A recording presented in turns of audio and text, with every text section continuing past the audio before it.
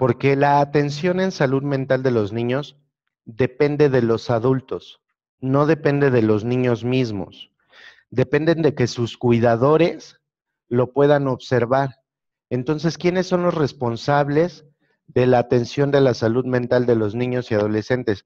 Los papás, los que tengan la guardia y custodia, los abuelos, que son los cuidadores en muchos casos, los profesores. Entonces, todos los adultos que tengan a cargo niños son los responsables de identificar los problemas de la salud mental en los niños.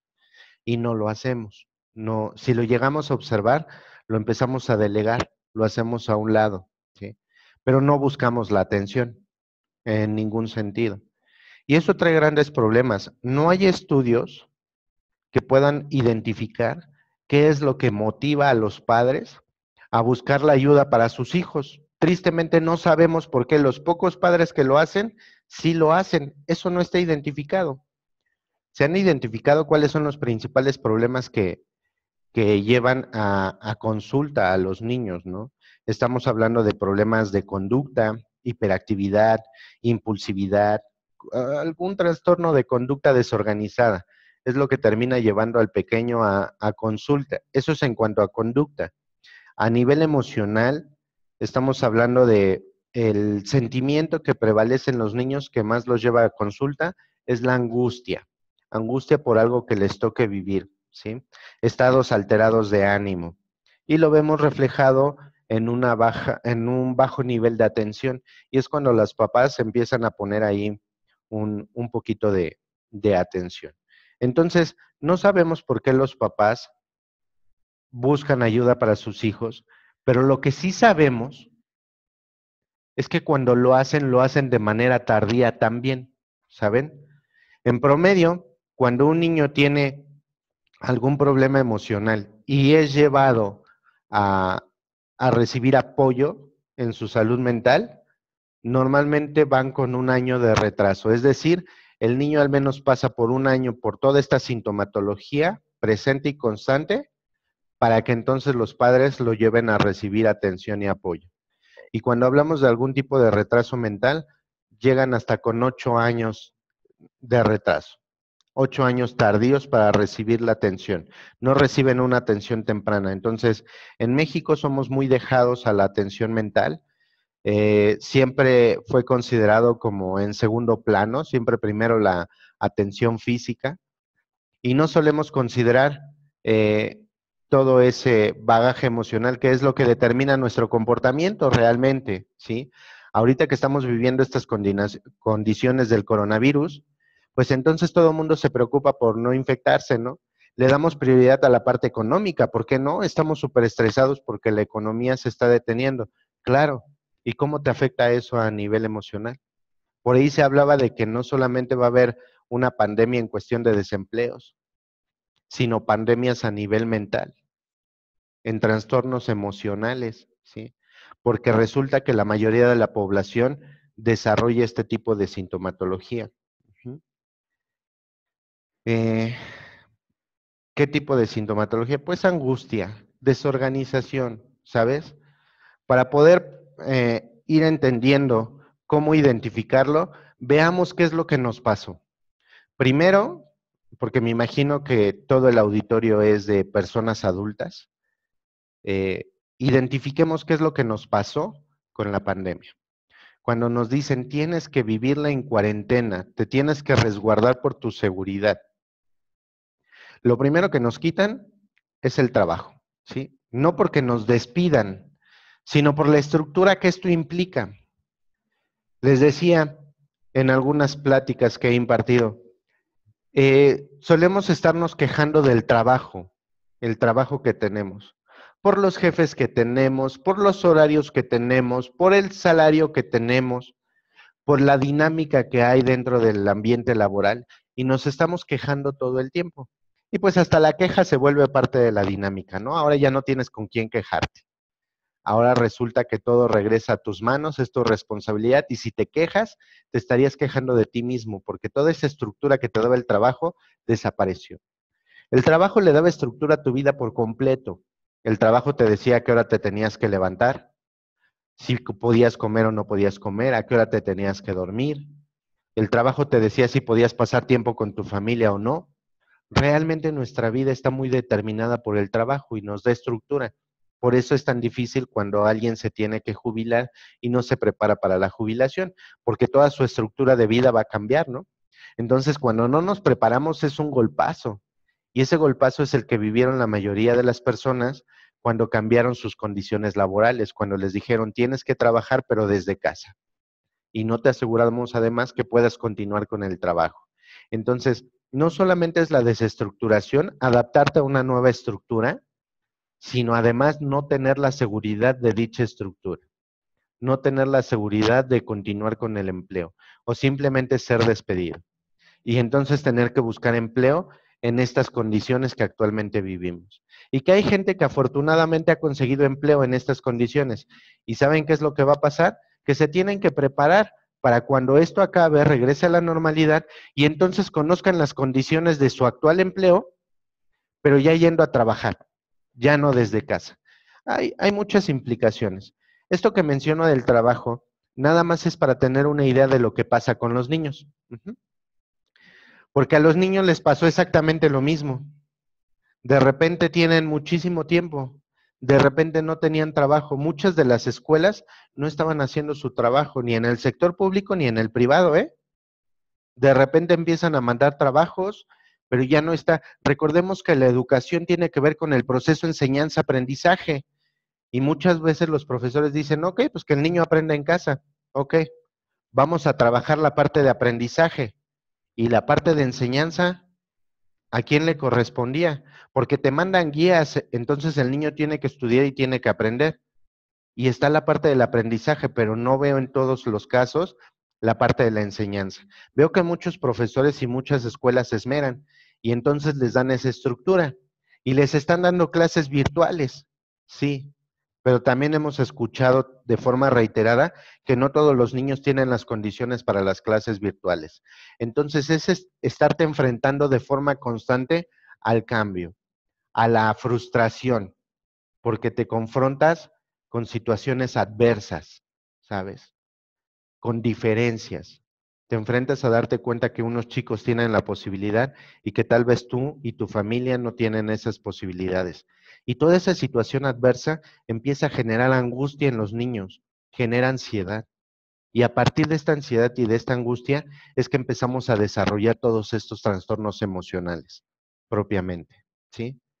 Eh, Cambió toda la estructura de los niños, pero ellos no tienen las herramientas que tenemos los adultos para adaptarnos, ¿sí? Es más fácil que el adulto pueda llegar a la homeostasis, que el adulto se pueda adaptar a estas nuevas condiciones, pero no es la única dificultad. La otra dificultad tiene que ver con nuestra capacidad para entenderlo.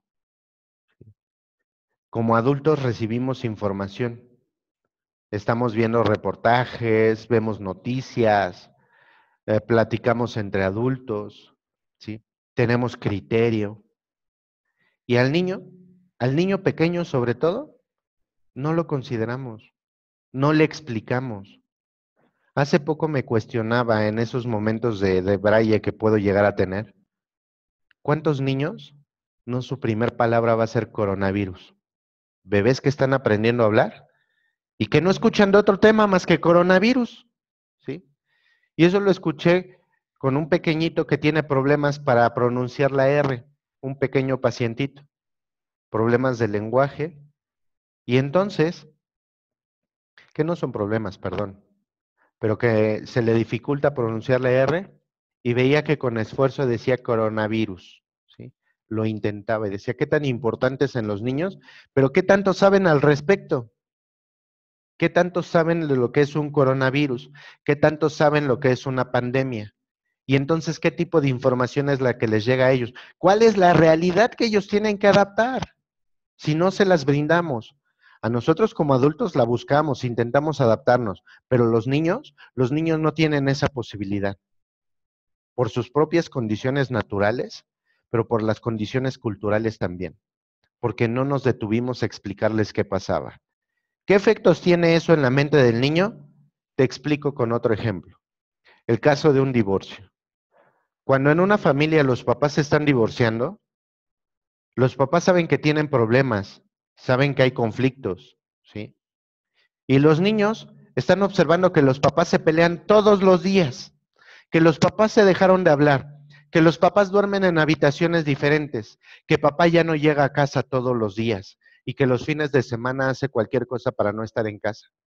Todo eso el niño lo vive, pero cuando el niño pregunta, mamá, ¿qué está pasando? La respuesta es, nada, tú no te preocupes, es cosa de adultos. Siempre que el niño quiere saber qué está pasando, pensamos que el niño no tiene la capacidad de entenderlo. Y hasta como padres decimos, ¿cómo se los platicamos? ¿Cómo se los decimos? Si está pequeño, no lo va a poder entender, no va a entender qué es lo que está pasando. No, en efecto, no lo va a entender como adulto, lo va a entender como niño. Al inicio de la plática explicaba que los niños lo viven de manera diferente. Entonces nos tenemos que adaptar a los niños, no tenemos que buscar que los niños se adapten a los adultos. Y la explicación que demos tendrá que estar basada en la forma de asimilar de los niños. ¿Y cómo es esta forma? La forma es sin tanto detalle, ¿sí? El gran problema de los adultos es que queremos darle mucho detalle a los niños. Si me mantengo en el ejemplo del divorcio, al niño no tengo que explicarle por qué me voy a separar. No le tengo que explicar que su papá o su mamá tuvo otra relación, o que simplemente nos dejamos de querer, o que ya no nos soportamos, o que entonces traemos muchos problemas, o que las familias intervienen. Entonces, no, todos esos detalles son irrelevantes para el niño, pero no le podemos decir que no pasa nada. Tenemos que dar información sin detalles. Hijo, si hay problemas, las cosas entre papá y mamá están cambiando, ¿sí? Contigo vamos a procurar que se mantengan iguales, pero tampoco nos podemos comprometer a algo que no depende de nosotros. No le voy a decir a mi hijo que todo va a seguir igual, porque no es cierto, porque tal vez uno de los dos papás ya no va a vivir en casa, ¿saben? Y si vamos a seguir viviendo en casa, entonces ¿en qué condiciones vamos a vivir? Pero de que va a cambiar para el niño toda su vida, va a cambiar. Entonces, ¿qué tenemos que hacer con los niños para intentar abordar este tema del coronavirus? Explicarlo, explicarlo de manera adecuada, explicarlo un poquito sin temor, porque ahí va otro punto muy importante de la alteración mental. Ahorita estoy dando generalidades y más adelante me voy a particularidades. ¿Qué es lo que pasa en la mente de un niño? Cuando se dieron los ataques del 9/11 en Estados Unidos, en las Torres Gemelas, se hizo una investigación muy interesante, acerca de cómo afectaba esto a los niños, ¿saben? Entonces, uno de los datos más reveladores, más importantes del estudio que leí, que a mí me agradó y que me aportó muchísimo, nos hacía referencia a cómo asimilaba esa realidad del cerebro del niño, ¿sí? Entonces resulta que hicieron un conteo de que en aproximadamente 8 horas de transmisión se proyectaron en un canal de noticias aproximadamente 700 veces el impacto de los aviones en las Torres Gemelas, ¿sí? Y cuando se hace este estudio en la población infantil en Estados Unidos, que es un estudio que se realizó a nivel nacional en Estados Unidos, se reveló que el cerebro de los niños había reportado o había asimilado que Estados Unidos recibió impactos de aviones durante 8 horas. Es decir, el cerebro del niño no podía diferenciar y decir, es el mismo avión, es la misma imagen y se está repitiendo la imagen. El cerebro del niño lo que reportaba es, se estrelló un avión, se estrelló otro, otro más, otro más, otro más. Y así sucesivamente durante 8 horas, ¿sí? El impacto para los niños fue brutal, porque se sintieron amenazados todo el tiempo, ¿sí? Y esa característica del cerebro no es exclusiva de los niños, también es de los adultos, señores. ¿Qué pasó en el sismo de 2017 en México? Cuando la gente seguía teniendo trastornos emocionales, porque seguían viendo los videos de los derrumbes, porque seguían viendo los videos de todas las zonas accidentadas. Y eso pasaba meses después del sismo, ¿sí? Nosotros en la asociación que manejamos estuvimos atendiendo gente por trastornos emocionales por el sismo hasta un año después del sismo. ¿Sí? Entonces, ¿qué está pasando ahorita con el coronavirus? Exactamente lo mismo. ¿Sí? Cuando tú escuchas las cifras, parecen alarmantes, ¿no? El gran problema es que las escuchas todo el tiempo. Ese es el grave problema. Porque si comparas la cantidad de población a nivel nacional o a nivel mundial con el número de personas infectadas o con la tasa de mortalidad, entonces podrás tener un panorama totalmente distinto si lo revisas una vez, pero si lo estás revise y revise y revise y revise, tu cerebro nada más está registrando infectados, infectados, infectados, infectados, muertos, muertos, muertos, muertos. Entonces, la sensación que se vive y que se ha vivido en algún momento a nivel social es de que hay muchos muertos y de que hay muchos infectados, ¿no? Ponían el caso de Ecuador y decían, es que los muertos están en las calles, están incendiando los cuerpos, es que no es posible que estén así. ¿Saben cuántos videos estuvieron viendo todo el tiempo? 3. Fueron 3 videos los que se hicieron virales, pero que estabas viendo todo el tiempo. ¿Qué imagen se generaba en tu cerebro? Un Ecuador en llamas, una ciudad completamente en llamas por muertos que estaban quemando en las calles, cuando realmente viste 2 o 3 casos y que el cerebro empezó a reportar que eran muchísimos, ¿sí? No nos dejemos engañar por lo que hay en los medios, pero regresemos al punto que nos concierne en esta plática. ¿Qué pasa con los niños? ¿Qué información es la que le estás haciendo llegar a los niños? ¿Sí? ¿Qué información es la que a la que le permites tener acceso? Entonces, hay que tener mucho cuidado con cómo le manejamos la información a los niños, ¿sí? ¿Qué es el coronavirus? ¿Qué va a pasar si te da coronavirus? Lo vas a atender como una gripa. Hay que cuidar, no llegar a las complicaciones, no requerir el hospital. En fin, hay que hablarles sobre cómo cuidarse, no sobre muertes. ¿Estamos? Y espero que esto te pueda ser útil, no solamente para la atención a los menores, sino también para ti. ¿Qué postura vas a tomar para afrontar a partir de ahora y a partir de esta plática el tema de la pandemia? ¿Sí? ¿Qué postura vas a tomar a partir de ahora el tema del cuidado?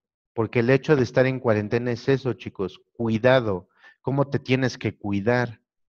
No que pierdes posibilidades, no que estás encerrado, recluido, no, te estás cuidando, ¿sí?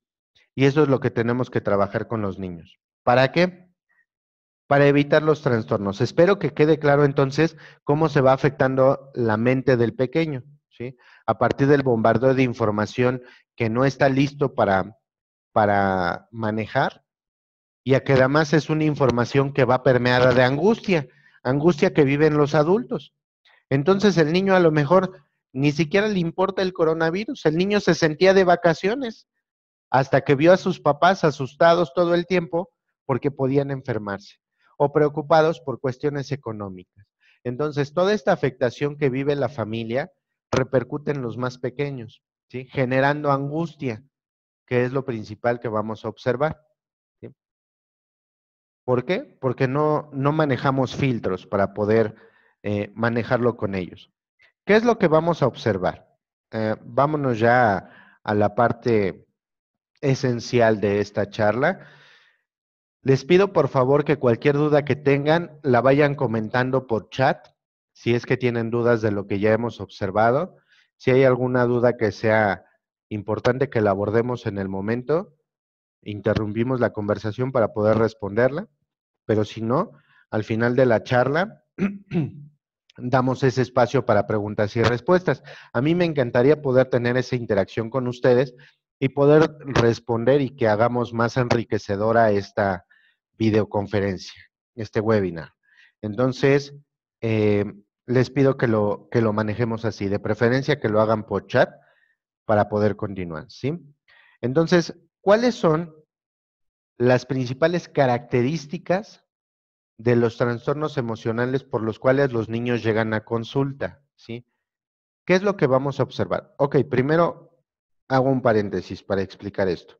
¿Cómo vamos a identificar que un niño tiene trastornos emocionales? Porque lo observamos, ¿sí? Decía que las personas que pueden identificar que un niño tiene trastornos son sus cuidadores. Hablamos de sus padres, profesores, médicos, ¿sí? Son los que van a observar la diferencia. Y ese es un hábito que nos tendríamos que hacer todos los seres humanos. Aprender a observar la diferencia, cómo vamos cambiando. Pero al ser gradual, este cambio, nos vamos adaptando y tenemos poca capacidad de observar la diferencia, ¿sí?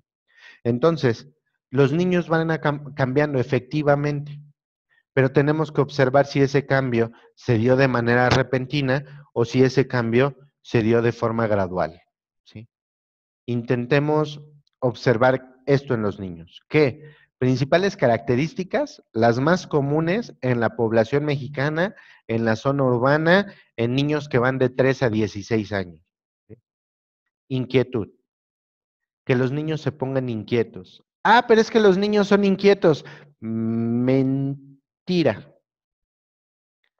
Hay muchas ideas, muchos tabús acerca de la crianza de los niños, tanto a nivel físico, pero sobre todo a nivel emocional, ¿no? Nos dicen que el bebé gordito es el bebé sano, ¿sí? Si ven que tu bebé es flaquito, te dicen, cuídalo, atiéndelo, ¿no le das de comer? ¿Por qué tienes un bebé delgado? Buscamos un sinónimo de salud en la obesidad en los niños, ¿no? Y, oh, gran decepción, somos el primer país en obesidad infantil. Ups, pero tenemos muy arraigada esa idea de que niños gorditos son niños sanos, ¿no? Y ahorita en la pandemia vemos que es un factor importante para complicar la situación del coronavirus. Pero bueno, entonces a nivel mental nos dicen también que los niños inquietos son niños saludables, que un niño latoso es un niño sano emocionalmente, ¿sí? Y no es así. Un niño latoso, un niño inquieto, es un niño que tiene problemas de educación, tal vez, ¿sí?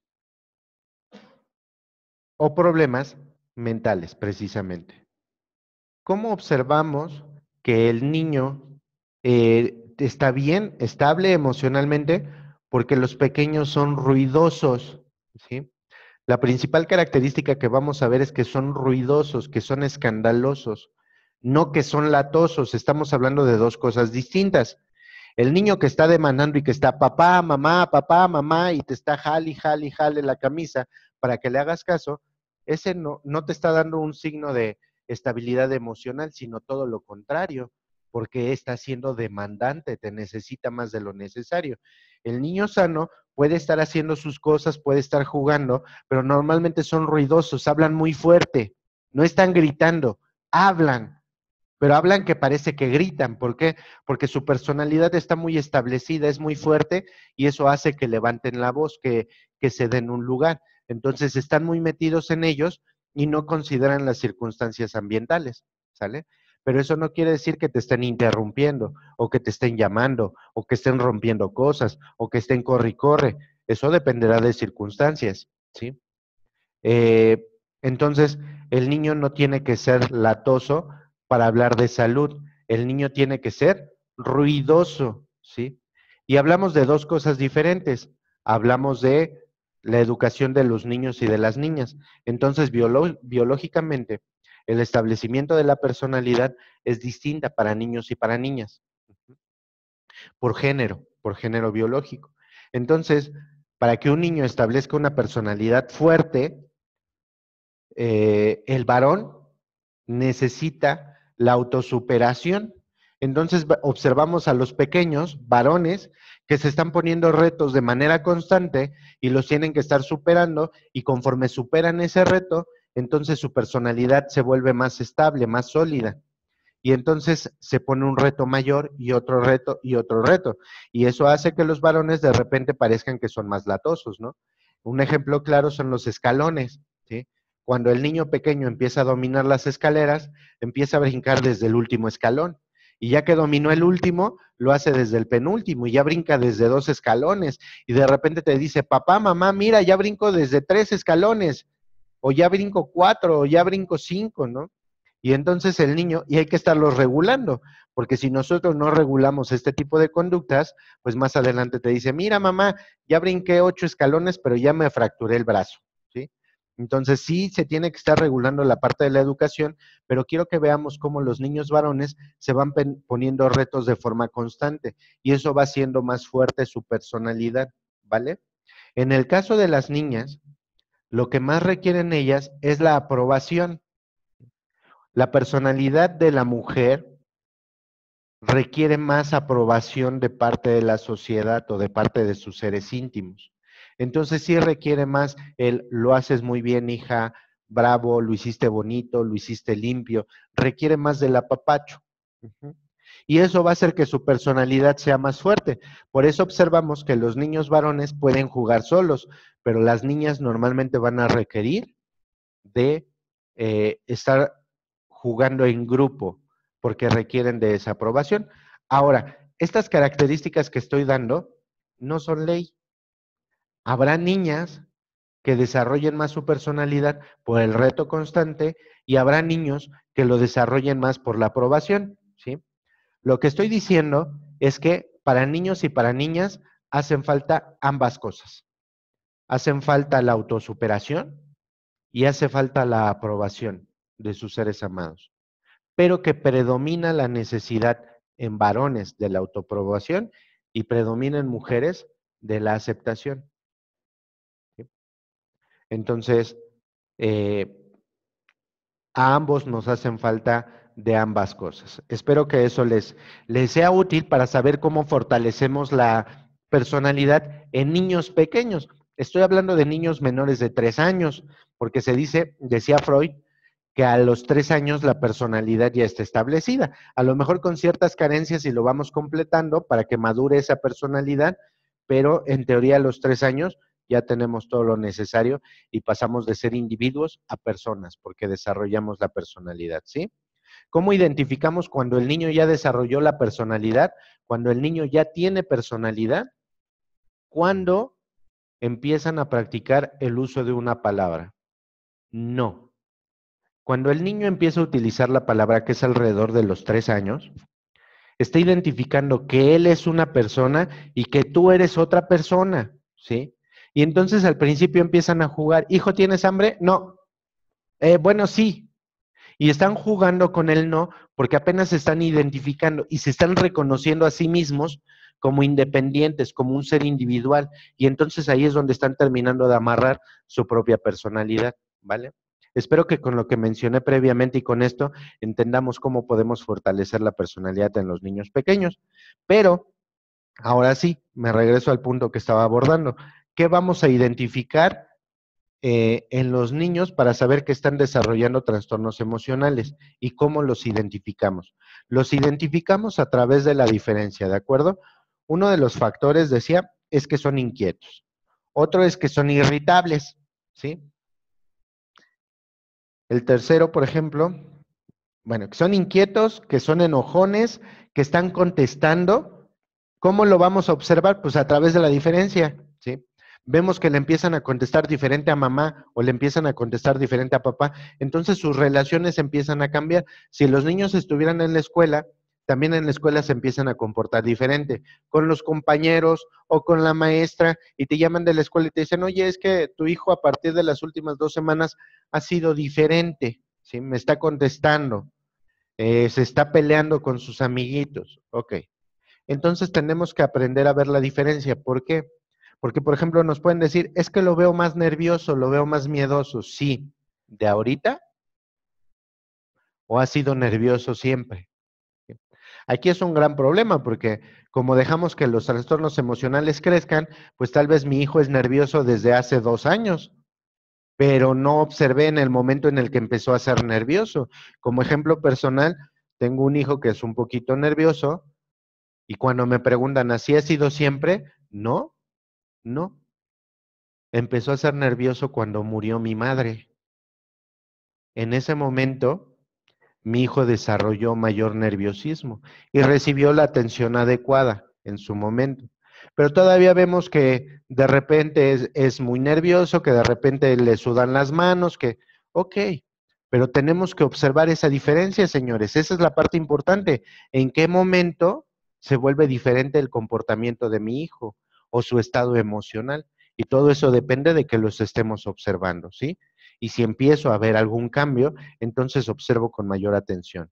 Y cuando veo diferencia, es cuando puedo decir que, que está desarrollando un trastorno emocional o enfermedad emocional, ¿de acuerdo? Entonces habíamos mencionado 3 características, las más importantes: que el niño se pone inquieto, que se pone irritable o que se pone nervioso. Pero hay más: déficit de atención.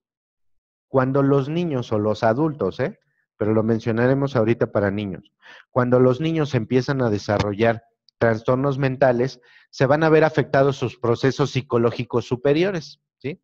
Estamos hablando básicamente de 4: atención, memoria, lenguaje y aprendizaje, ¿sí? Cuando el niño tiene trastornos emocionales, lo que se va a ver afectado indudablemente es su interés. Muchas veces cuando me dicen, es que traigo a mi hijo porque tiene déficit de atención, les pregunto a los papás, ¿y han trabajado sus intereses? Porque un niño no va a poner atención si no le interesa. ¿Y sabes por qué no lo hace un niño? Porque no lo hace ningún ser humano. No es porque sea niño. Tú como adulto no pones atención a lo que no te interesa, ¿sí?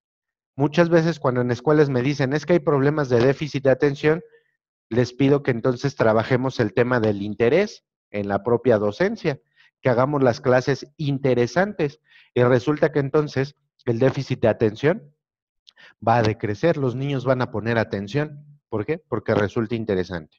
Entonces, ¿qué es lo que observamos en los niños? Problemas en estas 4 áreas. Atención, vemos que no ponen atención, que de repente a lo mejor se quedan mirando al vacío, ¿sí?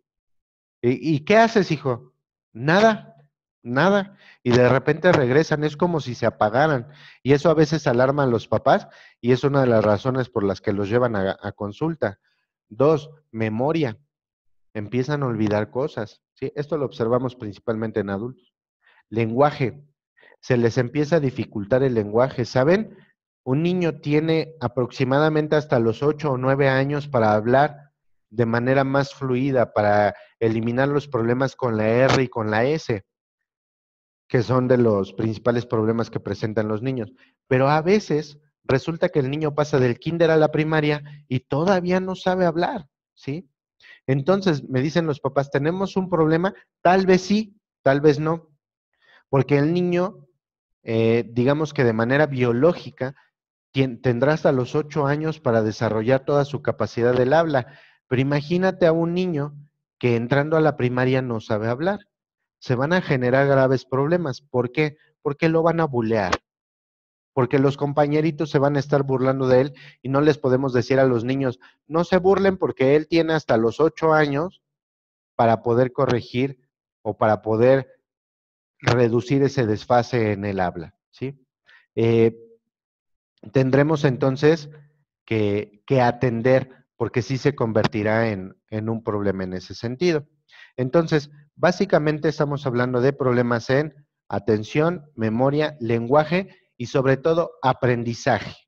Un niño que tiene alteraciones a nivel emocional no va a poder aprender. Me los llevan a consulta y me dicen, es que tiene problemas mentales.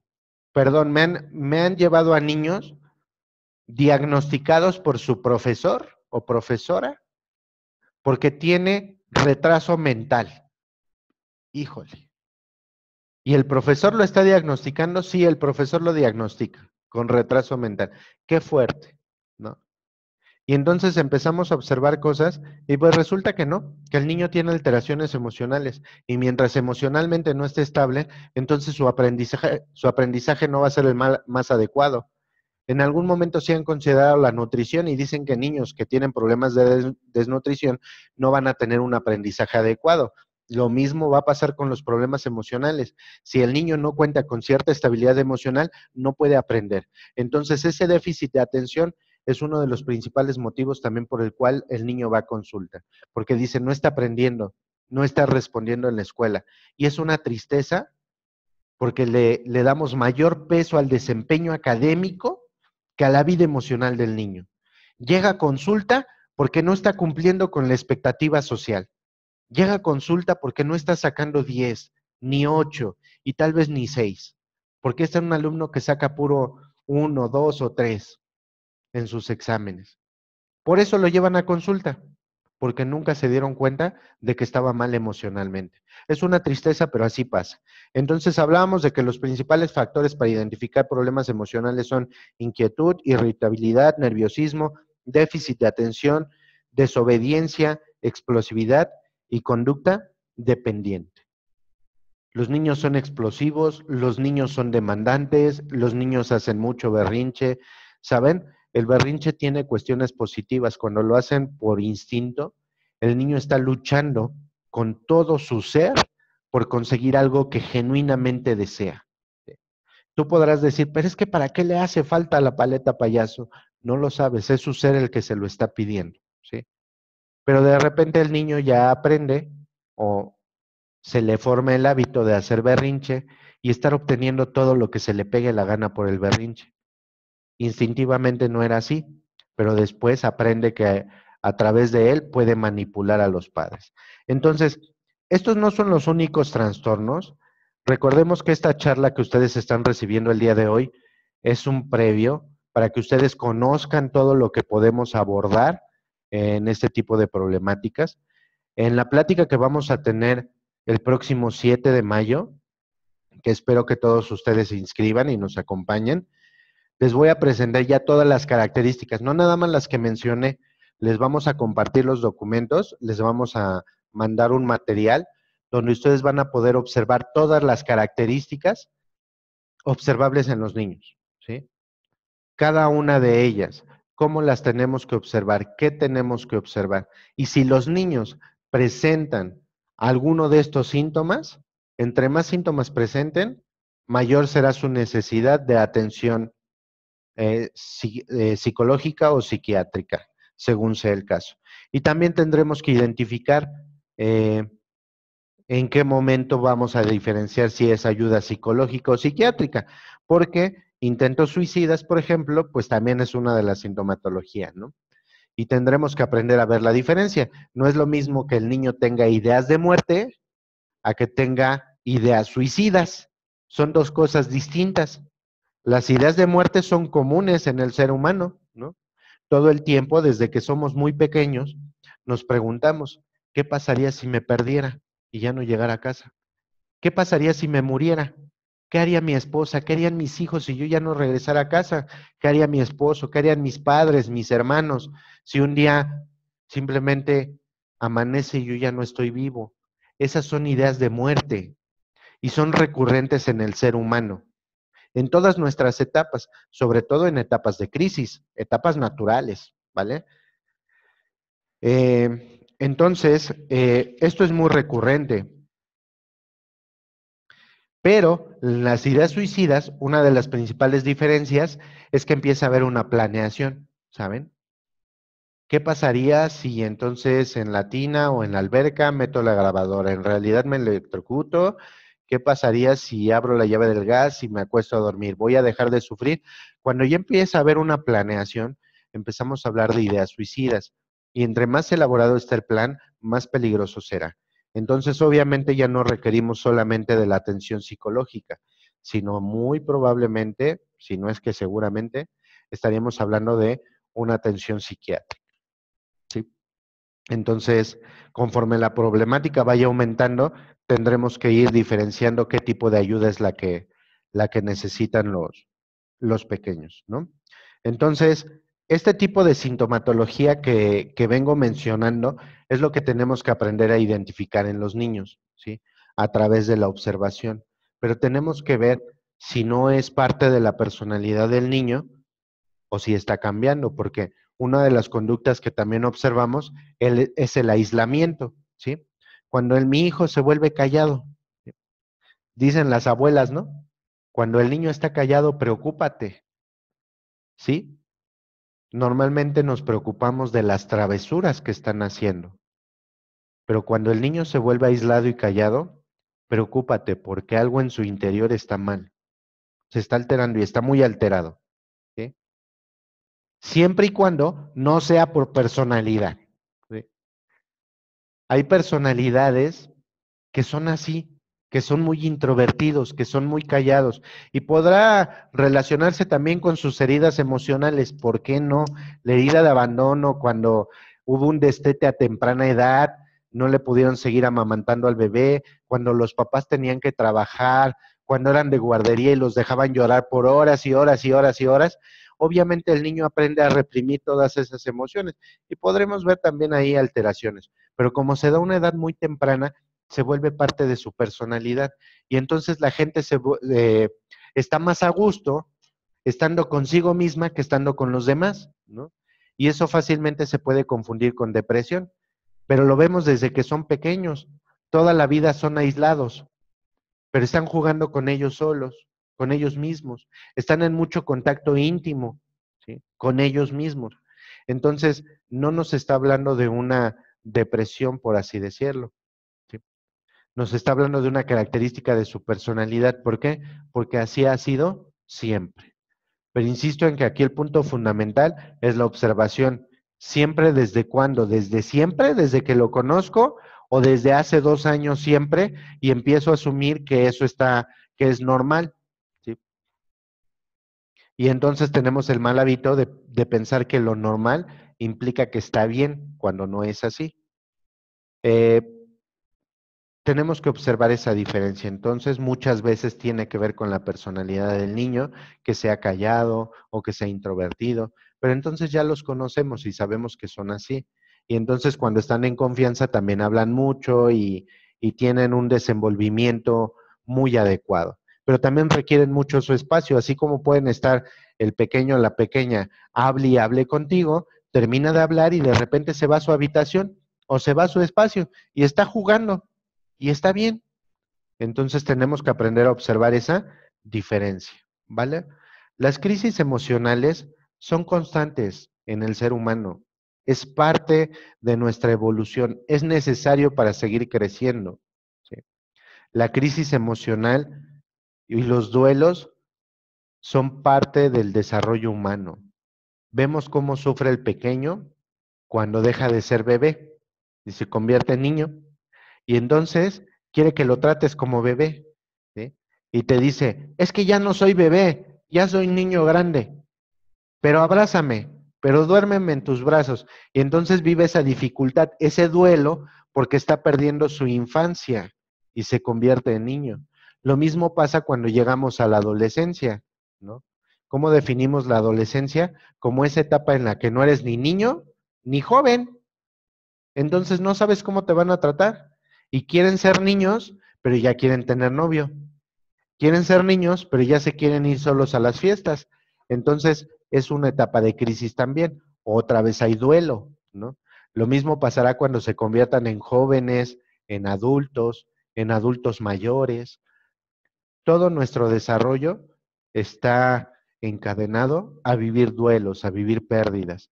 Y eso nos genera muchas veces crisis emocional. A veces la podemos afrontar con facilidad y a veces nos costará más trabajo. Entonces, también tenemos que atender esas crisis en los niños, ¿sí? La posibilidad que actualmente tienen de ser conforme a la etapa que les toque vivir. Y eso tiene que ver otra vez con este momento de pandemia, de crisis, ¿no? Al niño no se le permite ser niño. Hablaba al inicio de cuando profundizaba en las características de los niños, que ellos están perdiendo su estructura también, claro, porque entonces en casa no les permite ser niño, no les permites hablar fuerte, no les permites jugar, ¿sí? Los queremos quietos y sin hablar. Sobre todo cuando tenemos 3 hijos, 4 hijos, 5 hijos, estarlos escuchando a todos en una habitación de 3x3, de 2x2, híjole, qué difícil, ¿sí? Sin embargo, es parte de su naturaleza.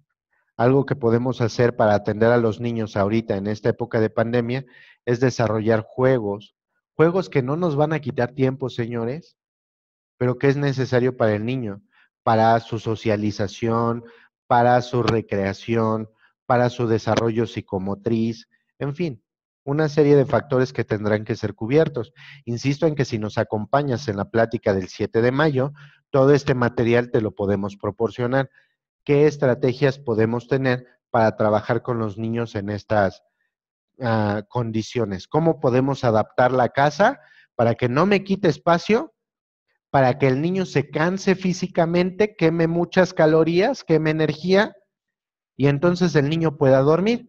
Porque de los principales trastornos que vemos en adultos y en niños son alteraciones en sueño. Básicamente vamos a encontrar dos tipos de alteraciones. Alteraciones en sueño, en el estado de vigilia sueño, y alteraciones en el apetito.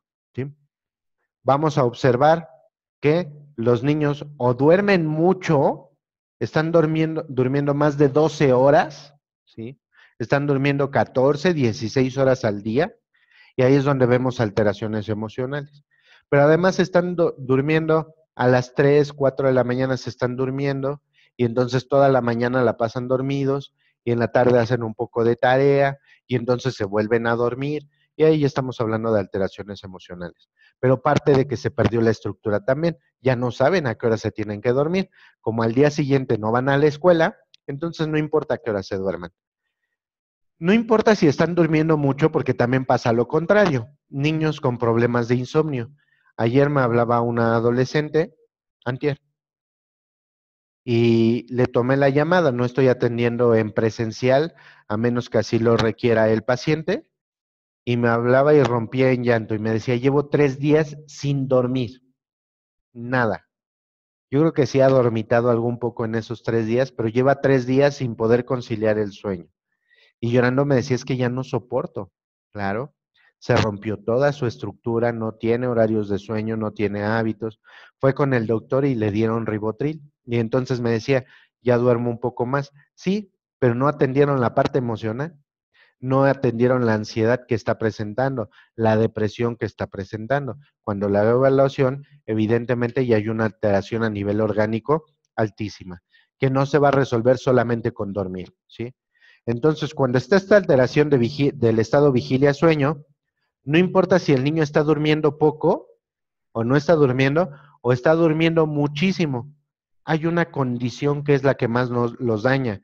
No descansan.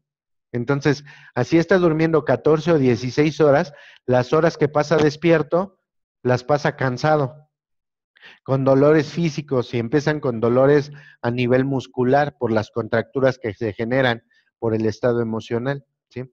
Entonces se altera el estado de vigilia-sueño, pueden dormir mucho o poco, pero no descansan. Y algo similar pasa con el apetito. Pueden estar comiendo mucho. Dicen los papás, es que estoy gastando más porque los niños están comiendo 8 veces al día. Puede que sí, o puede que no estén comiendo nada, que en todo el día no quieran comer nada. Al final del día, la característica común va a ser que ya no están disfrutando los alimentos. Cuando comen, comen por comer. Así como cuando duermen no descansan, muy probablemente cuando se alimentan ni siquiera se están nutriendo.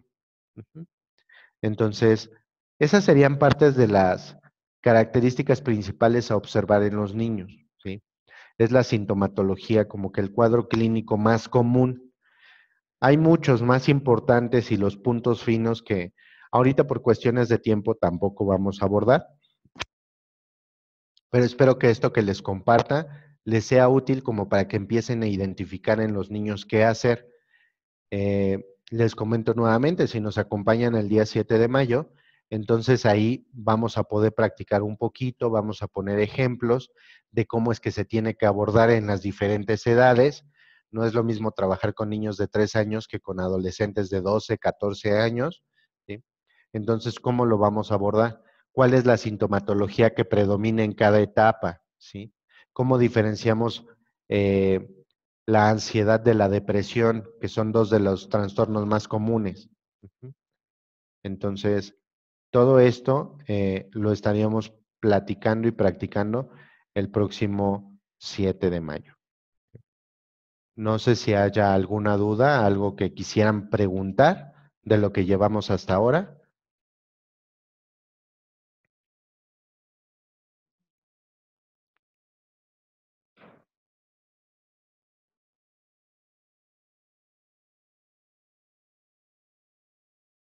Ok.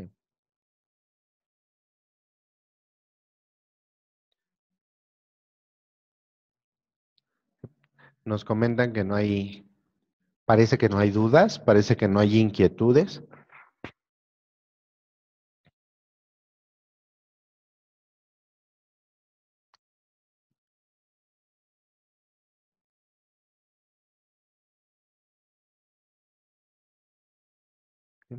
Ok. No sé si eso sea bueno o malo, no sé si todo quedó muy claro.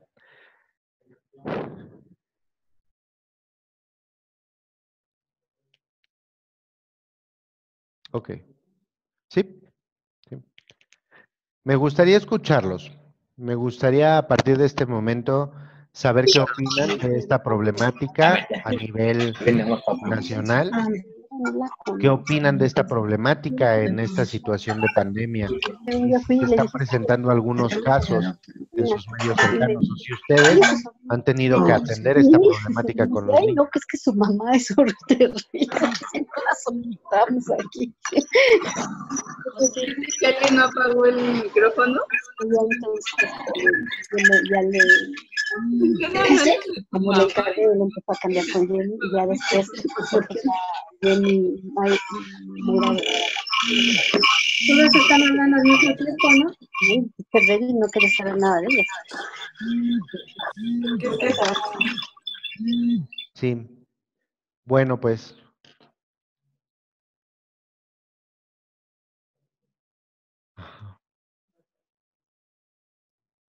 Ok.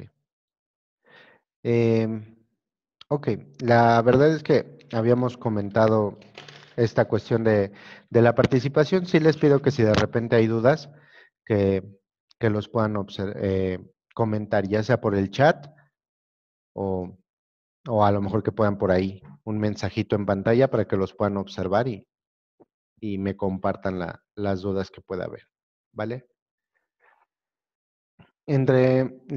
Voy a retomar un poquito esta cuestión de la personalidad y de las heridas. Ujú.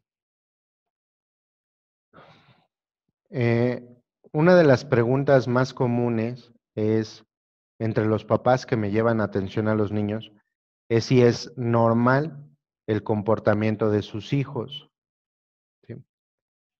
Tenemos que romper con ese tema de la normalidad, porque lo que estamos atendiendo es la particularidad. La normalidad es un tema estadístico, solamente es lo que hace la mayoría y eso no necesariamente nos dice si está bien o está mal, simplemente es lo común, lo normal. Em,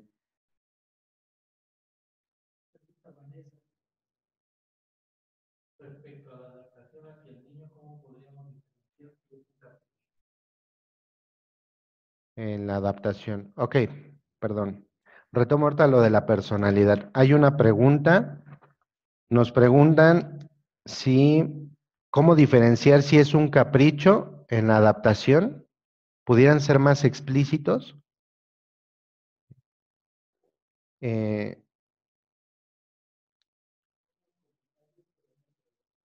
ok. ¿Sí?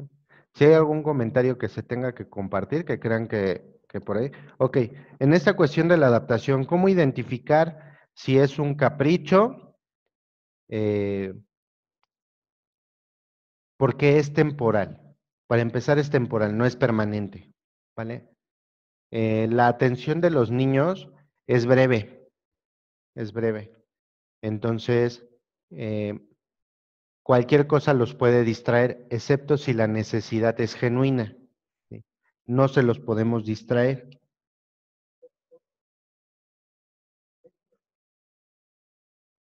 Ujú, sí, en la adaptación de los niños respecto a su conducta, me queda un poquito ambiguo ahí también. ¿Cómo podemos saber si no es un capricho su conducta? Ok, insisto con esto, porque es temporal, ¿sí? Es dura un breve espacio de tiempo. Si pienso en niños pequeños, les decía, a lo mejor un niño tiene su juguete preferido, ¿no? Un osito de peluche. Pero vamos al centro comercial y me pide un juguete nuevo. Tal vez lo desee, tal vez haya un deseo genuino. Y eso no lo va a llevar necesariamente a hacer berrinche. El berrinche ya es un tema de conducta adicional a esto. Pero si el niño recurrentemente me recuerda que desea ese juguete y desea ese juguete, y pueden pasar semanas, pueden pasar meses, y el niño sigue pensando en el mismo juguete, estamos hablando de un deseo genuino. Pero la realidad es que si al niño le ofrecemos algo diferente en ese momento y vemos que cambia su interés, entonces sí es un capricho, ¿sí? Ejemplo, no te puedo comprar el juguete, pero si gustas te puedo comprar una paleta ahorita que paguen las cajas. Y el niño acepta el cambio o vemos que ahí se empieza a alterar, entonces no es un deseo genuino, ¿sí? No es algo que el niño esté deseando realmente. Perdón. Lo mismo pasa con las conductas. Si pensamos en un adolescente, es que quiero salir con mis amigos, es que me quiero ir de fiesta, pero resulta que también altera ese deseo que no es constante, que cambia, entonces no es un deseo genuino, sí es un capricho, ¿vale? Espero ser claro. Al final del día lo que tenemos que trabajar con los niños es el interés. Tenemos que saber qué les interesa, pero también caemos en muchísimas modas, ¿sí? Si nosotros trabajamos el interés en los niños, podemos identificar qué es capricho y qué es un interés genuino, ¿sí? Que es parte de su personalidad. Eh, y eso nos va a ayudar a fortalecer su personalidad y a que precisamente les damos herramientas para que se enfrenten a todas las modas que hay a nivel social. ¿Cuántos retos no hay en las redes sociales, por ejemplo, que los llevan a poner en peligro su vida o que los llevan a trastornos de alimentación o cuestiones de este tipo? ¿Sí? ¿Por qué? Porque son modas. Y pareciera el niño entonces que lo desea realmente, pero no, es un capricho, ¿sí? Es un capricho porque lo puede abandonar fácilmente. Sí. Hola, uno de mis sobrinos que convive con nosotros presenta sobre trastornos. Mis papás están separados. ¿Cómo lo sobrellevamos?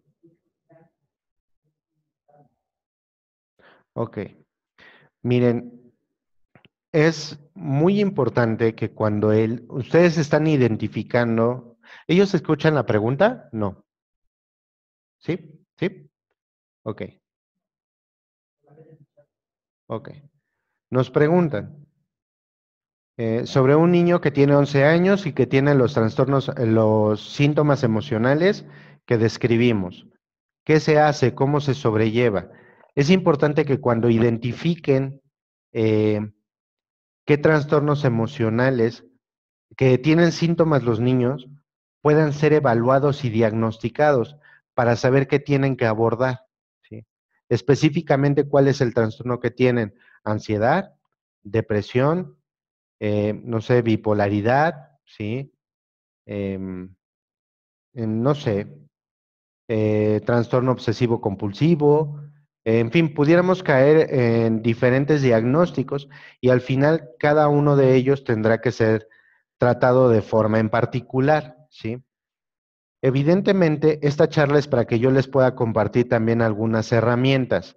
Solamente no quiero pasar por alto que si ustedes están identificando que sí hay problemas, él tiene que recibir apoyo, atención, y que si ahorita no podemos hacerlo, incluso porque no en todos lados se están atendiendo, si hay lugares donde vía telefónica podemos estar brindando esta atención. Les pido que al final de la charla pudieran dejar sus datos, quien requiere este tipo de atención, y ya los contactamos de forma directa para decirles dónde pueden recibir atención, tanto en instituciones públicas como privadas, ¿vale? Lo que les puedo compartir a todos de qué hacer en estos momentos, ¿sí? ¿Qué podemos hacer en casa si no cuento con los recursos económicos o si no ahorita porque estamos recluidos no lo puedo llevar a un centro de atención? Entonces, ¿qué podemos hacer? Lo que más le va a hacer falta al adolescente es estructura, porque se le están juntando varias cosas, ¿sí? Ojo, les digo que tenemos que aprender a observar la diferencia, tenemos que aprender a observar lo que está y lo que no está. Entonces, ¿qué es lo que más le puede hacer falta a este niño de 11 años? Puedo deducir estructura. estructura en toda su vida, porque está viviendo el duelo de la adolescencia, pero también está viviendo el duelo de la separación de sus padres. Y dicen, entonces ¿se viven dos duelos? No, se vive uno solo, pero se acrecenta. ¿Qué se da primero, la adolescencia o la separación? Y llega otro duelo que suma este duelo. Y no lo hace más difícil, chicos, ¿eh? No porque se sumen varios duelos, se hace más difícil de sobrellevar el duelo. No, se hace más complejo. Más complejo porque se le rompen dos estructuras. Se le rompe la estructura familiar y se le rompe la estructura de su vida diaria por ser niño. Y entonces se empieza a convertir en adolescente.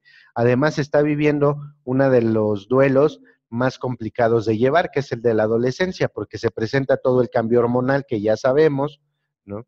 Y que entonces no se reconoce a sí mismo físicamente, ¿sí? Por los cambios que está teniendo, cambios físicos, no se reconoce emocionalmente,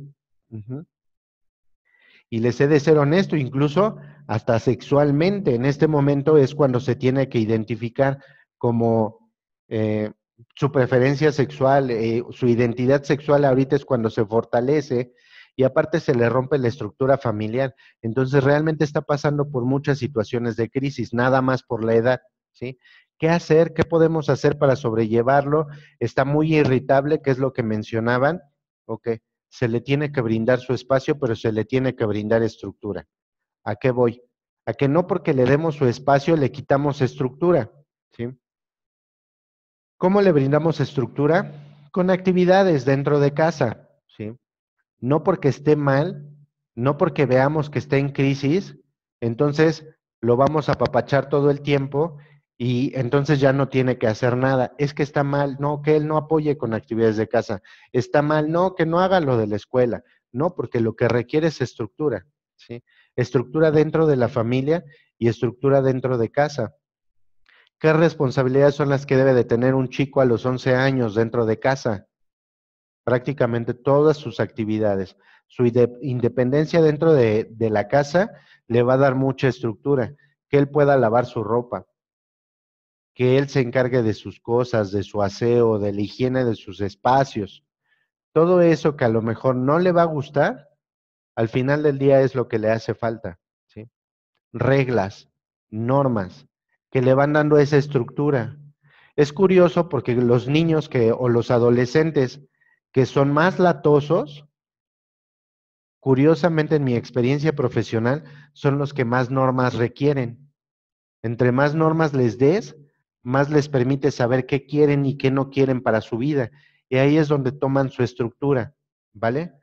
En estas normas que tú le pongas en casa a este adolescente del que estamos hablando, o en general a este tipo de adolescentes, tenemos que cumplir con al menos 4 características, nosotros como padres o como familiares o como especialistas. Esto que te voy a decir, toma nota porque si tú esto lo estás escuchando porque quieres poder trabajarlo con pacientes, tú les tienes que hablar de estos 4 puntos, ¿vale?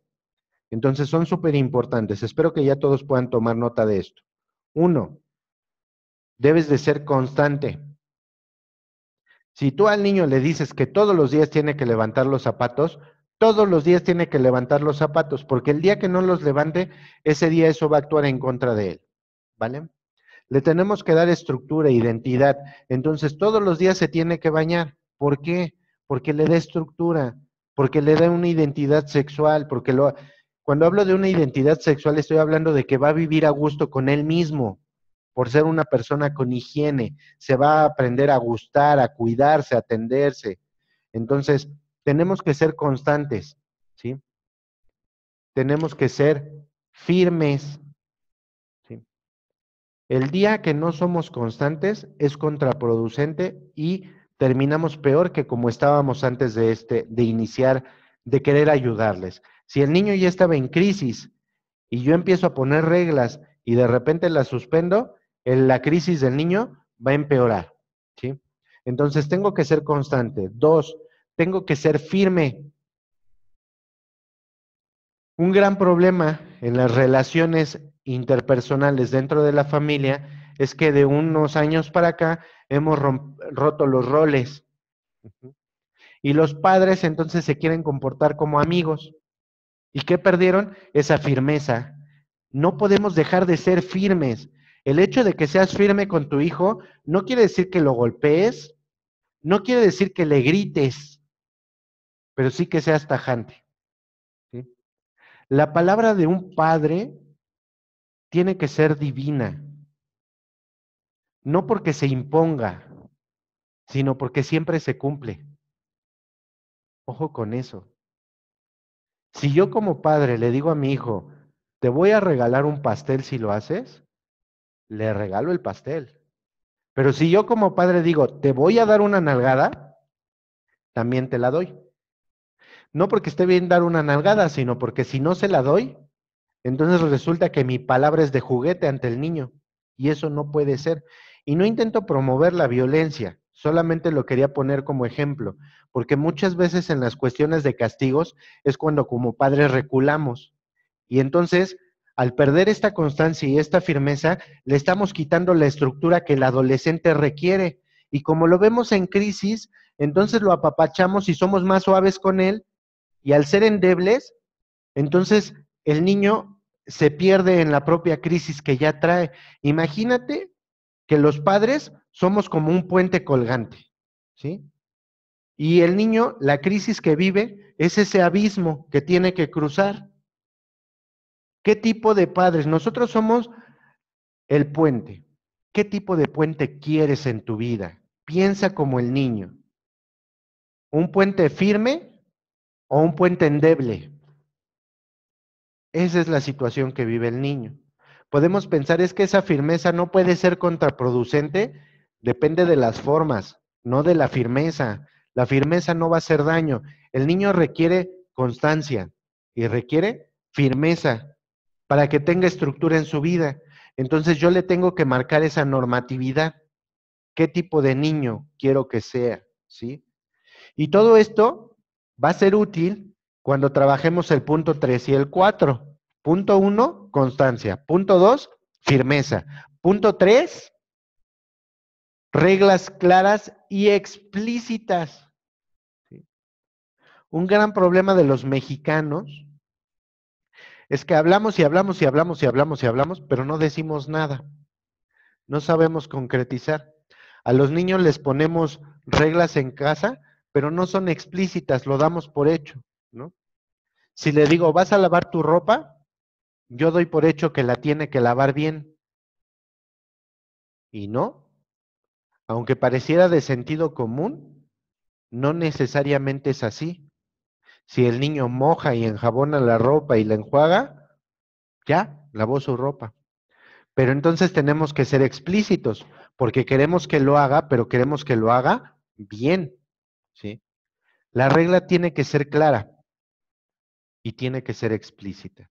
Piensa en todas tus relaciones interpersonales, ya sean de pareja, laborales.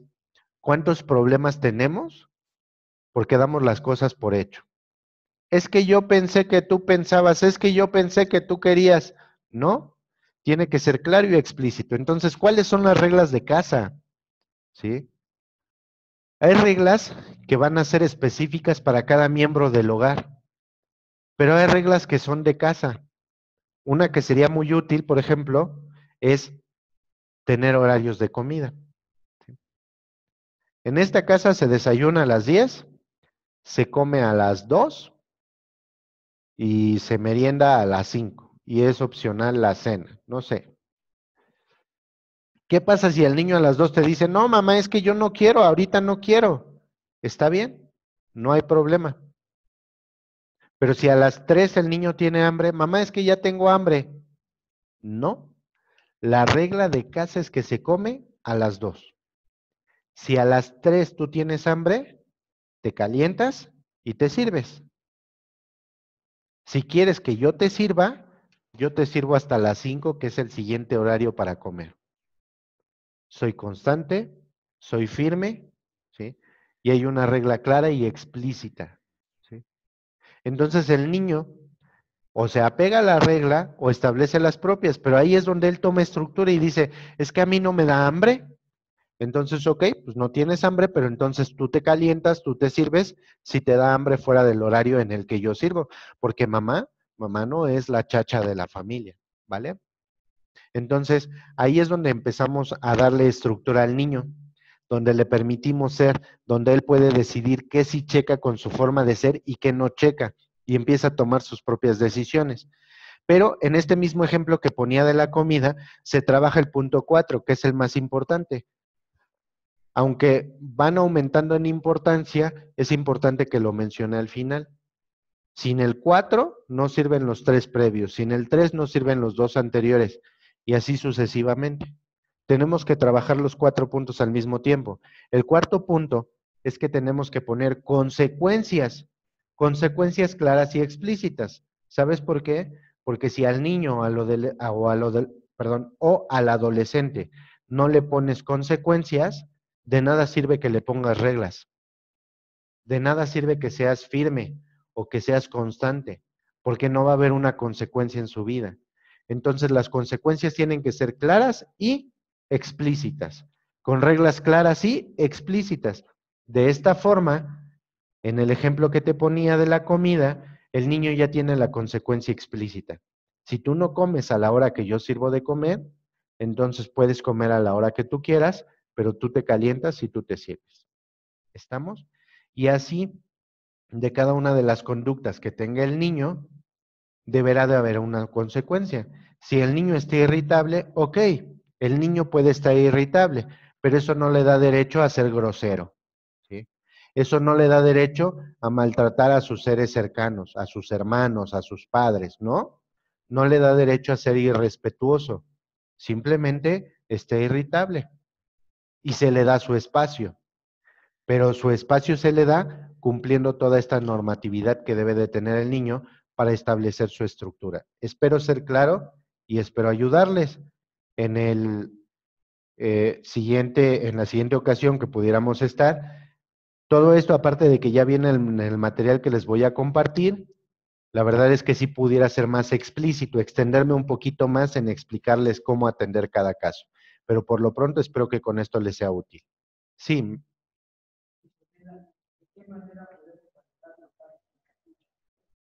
Melanie. Ok. Esta cuestión del capricho con los niños, del berrinche, hay que entender varias cosas. Ojo con esta parte. Tiene que ver con edades. Edades.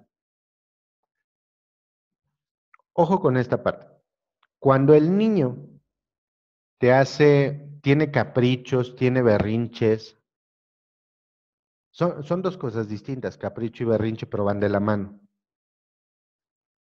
El niño es pequeño, estoy hablando tal vez de 2 años, 3 años, niños que ahorita ya están desesperados, bebés que están acostumbrados a salir un ratito, aunque sea al mercado, y que ahorita no están saliendo para nada, no les pega el sol, empiezan a tener muchos caprichos, mucho berrinche. Para cuidar el estado emocional del niño, todo niño que llore, todo niño que llore, tiene que ser abrazado. No importa por qué esté llorando. Primero atendemos la parte afectiva, pero estoy hablando de niños muy pequeños, ¿sí? Estoy hablando de niños de 2 años, 3 años, 4 años, tal vez entre 5 y 7 ya se reduce un poco esta parte, pero hay que darnos cuenta cuando el niño realmente está sufriendo. Va a llorar, se le quiebra la voz, tenemos que atender esa parte afectiva. Entonces, sugerencia profesional, siempre que un niño llore, el niño tiene que ser abrazado, ¿vale? Sin embargo, no porque tengamos que atender esta parte emocional, tengamos que permitir el berrinche todo el tiempo o el capricho, ¿sí? El capricho y el berrinche lo vamos a modular con castigo. Solamente hay una forma de eliminar las conductas no deseadas, ¿sí? Es con castigo o con la eliminación del castigo, ¿vale? ¿A qué me refiero con esto? La experiencia de la eliminación del castigo, el niño la vive como un premio. Entonces ahí es donde empezamos a modelar esta cuestión del capricho, ¿sí? Sin duda alguna, primero hablemos del castigo. El castigo tiene que ser en función del niño. Un castigo funciona cuando castigamos con algo que es importante para el niño, ¿sí? Si al niño le digo, ya no te voy a dar dulces, pero es un niño que no está habituado a los dulces, qué curioso, pero si hay niños que no están habituados a los dulces, pues entonces no es castigo, ¿sí? Eh, si es un niño que está habituado a las verduras, evidentemente las va a disfrutar, ¿no? Lo voy a castigar con algo que sea importante para el niño. Y ante el castigo, la conducta indeseada se tiene que reducir hasta que desaparezca, ¿sí? Entonces, resulta que sí te iba a comprar el juguete, pero te estaba diciendo que ahorita no puedo. Y empezaste con tus caprichos, pues entonces no hay juguete, porque sí te importa. Pero regresaríamos otra vez a la parte de la constancia, firmeza, reglas y consecuencias, ¿sí? Es exactamente lo mismo. Tengo que tener reglas claras con el niño. Si tú te comportas de esta manera, entonces la consecuencia va a ser esta, ¿vale? Por el momento no te lo compro, pero empieza a atender estas reglas que estamos implementando en casa. Y a través de la aplicación de estos puntos que ya mencionaba, es que vamos a ir reduciendo la conducta. El castigo, obviamente, estamos hablando de la consecuencia. El castigo tiene que ser elegido en función de la importancia para el niño. Grandes castigos, tristemente en la realidad mexicana, en la realidad de la juventud mexicana, grandes castigos es la suspensión del uso de celular, ¿no? Pero los niños se las ingenian porque pues continúan con redes sociales en la tableta, en la computadora. Entonces no, el castigo a lo mejor es la privación de la red social, ¿sí? Muchos niños dicen, pero es que quítame cosas que no me sean provechosas porque me quitas el celular, pero actualmente estudio a través del celular, tomo clases en el celular, hago tareas en el celular. Ok, entonces suspendemos las redes sociales, ¿no? Y se las desactivamos. Y puedes usar el celular, pero para lo que es. Entonces el castigo tiene que ser en función de lo importante que sea para el niño. Entre más importante sea, más fuerte es el castigo, ¿vale? Y eso es lo que lo va a eliminar. Ahora, la segunda parte de esto que decía de las consecuencias es la suspensión del castigo, ¿sí? El castigo lo uso para eliminar esta conducta, pero cuando yo suspendo el castigo, que es un reforzamiento negativo, el niño lo vive como un premio, ¿sí? Cuando yo le permito, cuando le libero otra vez las redes sociales, eso el niño lo vive como un premio. Entonces tenemos que favorecer las conductas, ¿vale? Te castigo porque me haces berrinche, te castigo porque eres, se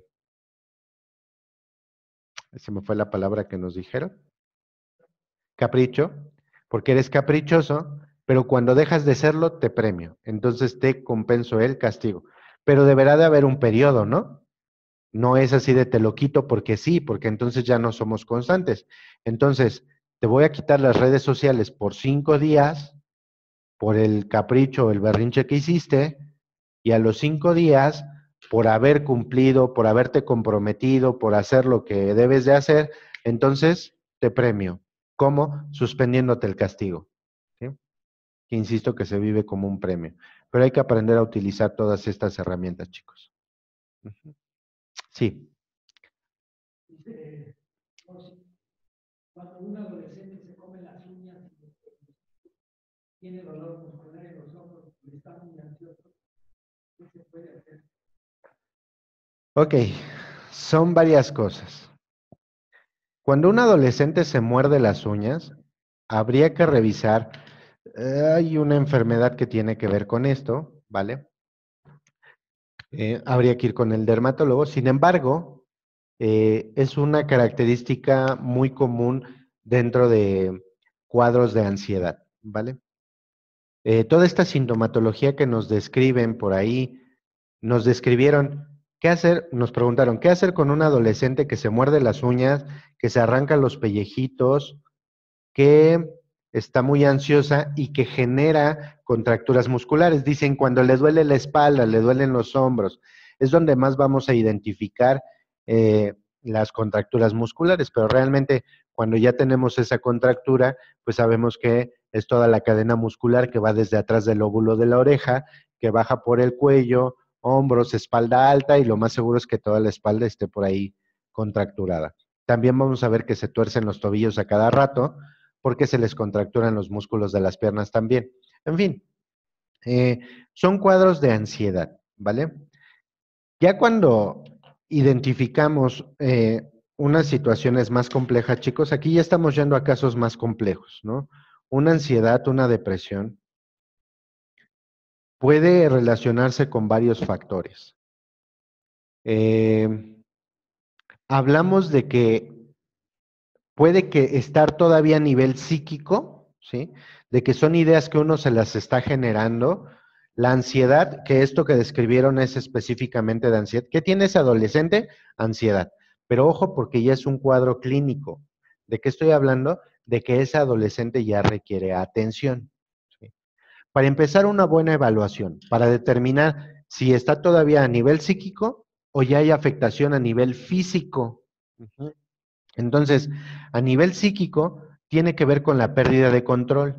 La ansiedad siempre se va a relacionar con perder el control. No puedo tomar las riendas de mi vida, no sé para dónde voy, no sé qué voy a hacer ante esta situación, no sé cómo lo voy a manejar. Entonces, al no tener ese control, es cuando generamos ansiedad, ¿sí?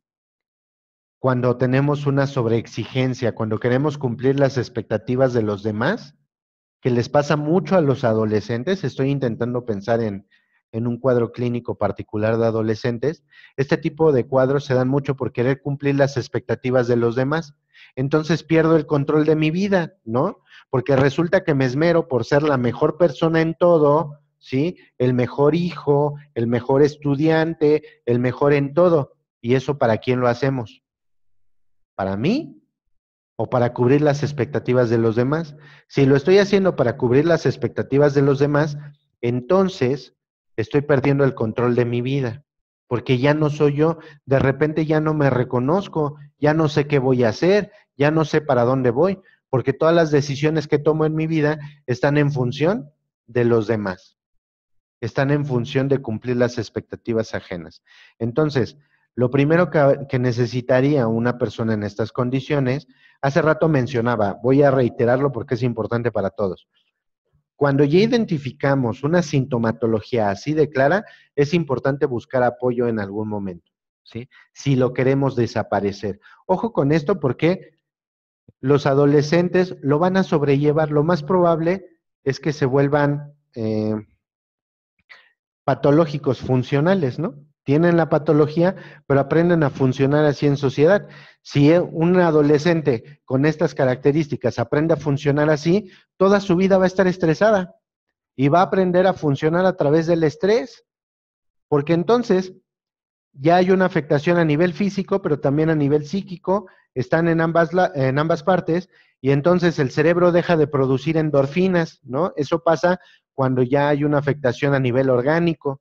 El cerebro deja de producir endorfinas, y entonces, para que el chico pueda tener resultados a nivel social, conductual, necesita estar tan presionado como para que el cerebro inyecte adrenalina.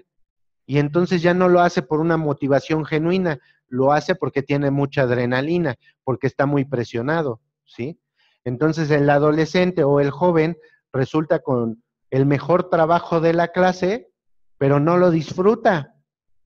Aunque hizo el mejor trabajo, no sabe disfrutar de sus logros, porque llegó a esos logros no por una motivación, no por endorfinas, llegó por adrenalina, llegó por estar presionada. Y entonces resultan con personalidades a lo mejor con cierta relevancia o cierto éxito a nivel social, pero que ya no lo están disfrutando, viven en ansiedad porque no tienen ese placer, ese goce. Sería importante esta evaluación para ver si requieren algún tipo de tratamiento o si queda solamente a nivel psíquico, que entonces se presionan, pero todavía no generan ese daño orgánico, todavía disfrutan de las cosas que hacen, ¿saben?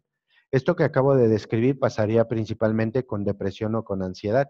Entonces, habría que ver porque a lo mejor podemos dar ahí algunos tips de dietas, ¿no? todo este desgaste nervioso que tienen los adolescentes, yo les sugeriría una dieta verde principalmente, ¿no? Verduras, pero sobre todo que intentaran comer muchas semillas, que ayudarían al recubrimiento de las neuronas para que tuvieran un mejor funcionamiento. Entonces, por ahí lo que más se sugiere, pues son las semillas.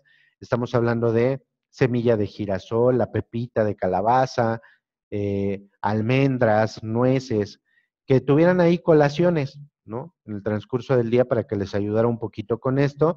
Eso le quitaría lo irritable a los adolescentes y sobre todo los adolescentes y niños, ya más grandecitos son los más irritables.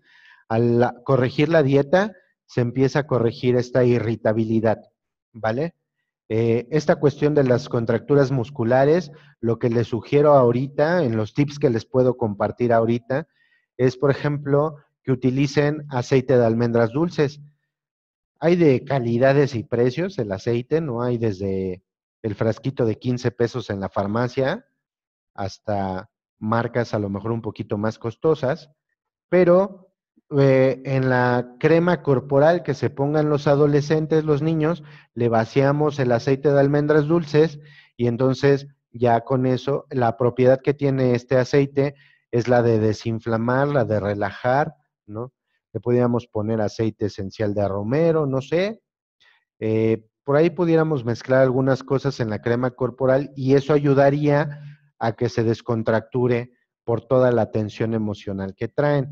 Ahora, si lo pueden hacer de forma directa, pues sería fabuloso, ¿no? ¿Qué es lo que tienen que trabajar? Ubicamos detrás del lóbulo de la oreja, identificamos el músculo tenso, de ahí empezamos a bajar por el cuello y la verdad es que es un caminito doloroso, lo empezamos a identificar porque duele, como está tenso, lo identifican claramente. Llegamos entonces a los hombros y ahí identificamos toda la tensión. Eso lo tendríamos que estar trabajando con masaje, se pudiera hacer con utilizando este aceite de almendras dulces, algún otro aceite, una crema, yo qué sé. Esto es para lo que pudieran hacer ahorita en casa, chicos, pero realmente cuando ya identificamos sintomatología, yo sí les sugeriría acérquense a un profesional, al menos que les dé una evaluación clara de qué tanto lo requiere, porque al final del día se puede adaptar, puede salir por sí mismo, cuánto tiempo dure, quién sabe. Y igual como se adapta y lo mejora, e igual y se mantiene así durante toda su vida hasta la etapa adulta, hasta que en algún momento truene y lo atienda, ¿de acuerdo? Va a generar, si esto no se corrige, se mantiene a través del tiempo, va a generar trastornos que ya mencioné, ¿no? Problemas en alteración del estado vigilia-sueño, problemas de apetito, pudiera desencadenar en eh, problemas o trastornos alimenticios, problemas con el consumo de sustancias, llámese alcohol, drogas, ¿sí? Algunos problemas de conducta, conductas delictivas, que es lo que veríamos reflejado en adolescentes, ¿no? Se vuelven mentirosos, se vuelven peleoneros, y uno dice, ¿por qué mi hijo se está volviendo mentiroso o peleonero? Por esto, por no atender su estado emocional, y ahí es donde van y lo descargan, ¿vale? Entonces, espero aclararle un poquito ahí a Rosy, que nos preguntaba esta situación. Entonces, es un cuadro clínico propiamente de ansiedad, ¿de acuerdo? Y con esos tips que les daba, pues espero que les sea útil para lo que pueden hacer en este momento. Insisto, si nos acompañan en la plática del 7 de mayo, les vamos a compartir todo el material de cómo identificarlo, cómo atenderlo, hay algunos ejercicios que pueden hacer con los chicos, eh, algunos test que pueden aplicar y que les ayudan, que son de autoayuda, solamente se los tienes que acercar al adolescente y él al resolverlos les va a generar la conciencia que buscamos para que enfrenten estas situaciones y también para que se atrevan a hablar, para que puedan pedir ayuda si es que ellos consideran que lo requieren, ¿vale? Si no hay más dudas o comentarios, por mi parte sería todo. Espero, espero que nos acompañen próximamente. Muchas gracias. Bueno, muchas gracias, psicólogo. Excelente esta conferencia, que realmente aprendimos mucho. Yo los invito a que vean nuestras redes, aquí en donde les mandaron el link, confirmen su asistencia para el 7 de mayo, pregunten en qué va a consistir. ¿El tema cuál es, profesor? El tema es el de enfermedades emocionales en los niños en época de pandemia, ¿vale? La próxima. Tenemos ese y tenemos el de enfermedades emocionales en adultos, también en época de pandemia. ¿Vale? Algo a lo que en lo que vamos a profundizar, que creo que es muy importante que lo sepan, es en las heridas emocionales que tienen las personas y que evitan su desarrollo, ¿de acuerdo? Todos estos trastornos emocionales que por ahí mencionamos, pero ya no lo abordamos, eh, tiene que ver con 5 heridas principales, ¿no? Con que la gente se siente rechazada, se siente abandonada, se siente humillada, se siente traicionada o se siente en injusticia. Liz Bourbeau, en un material que publica en el año 2000, nos empieza a hablar de este tipo de heridas que se relacionan directamente con el tipo de personalidad y entonces los niños, adolescentes o adultos tenemos una vida muy relacionada con este tipo de heridas. Vamos a abordar eso en el taller, personalidad y heridas también. Pues es